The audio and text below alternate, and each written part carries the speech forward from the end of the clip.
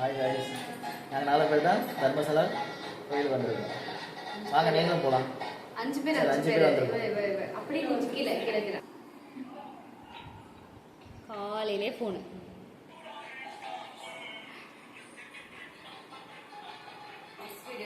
Hi guys, கோயிலில் போய் பார்க்கலாம். நாங்கள் எல்லோரும் போகலாம். நாங்கள் தர்மஸ்தலா தான் போயிருந்தோம். பட் அங்கே சுத்தமாக எங்களால் வீடியோ எடுக்க முடியல. அதனால் நெக்ஸ்ட்டு உடுப்பியில் இருக்க கிருஷ்ணர் கோயிலுக்கு வந்திருந்தோம். அங்கே வீடியோ எடுத்திருந்தோம், ஃபோட்டோ எடுத்திருந்தோம். ஸோ அதையும் இதில் ஆட் பண்ணியிருக்கோம். அதுக்கடுத்து உடுப்பியில் இருக்க மட்டு பீச்சுக்கு போயிருந்தோம். ஸோ அது செம்ம வியூவாக இருந்தது. ஃபுல்லாக இந்த ஒரு ரோட் ஒரு ஃபுல்லாக கல் வச்சு அங்கங்கே ஆர்க் மாதிரி போட்டிருந்தாங்க. செம்ம வியூவாக இருந்தது. நீங்களும் கண்டிப்பாக அந்த பக்கம் போனீங்கன்னா ஒரு டைம் ஆச்சும் மட்டு பீச் போயிட்டு வாங்க. ரொம்ப தூரம்லாம் இல்லை. மோஸ்ட்லி உடுப்பியில் யாராச்சும் பீச் போனால் மல்பே பீச் போவாங்க. அந்த மல்பே பீச்சுக்கு பக்கத்துலேயே தான் இருக்குது. ஜஸ்ட் ஒரு 5 minutes ட்ராவல் தான் இந்த மட்டு பீச்சுக்கு. அவ்வளோ அழகாக அவ்வளோ சீனரிஸ் இருந்துச்சு. இங்கே நிறையா பேருக்கு இது தெரியறதில்லன்னு நினைக்கிறேன். அதனால் இங்கே அவ்வளோவா யாரும் இல்லை.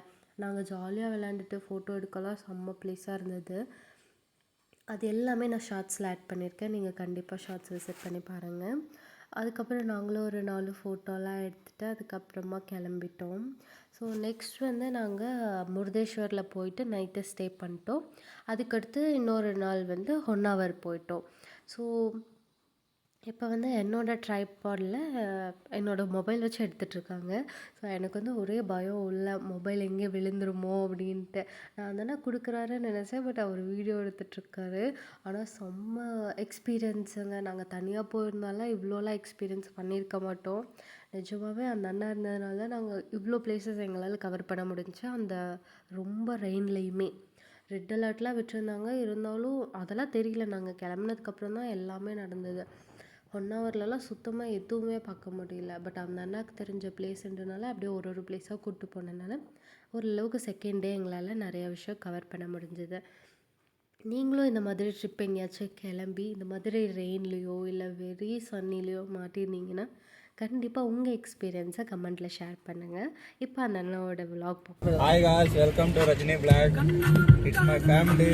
I'm taking at beach. Okay, please subscribe our channel. Do like, share, comment, whatever you want to do it. நல்லா இருந்ததில்ல?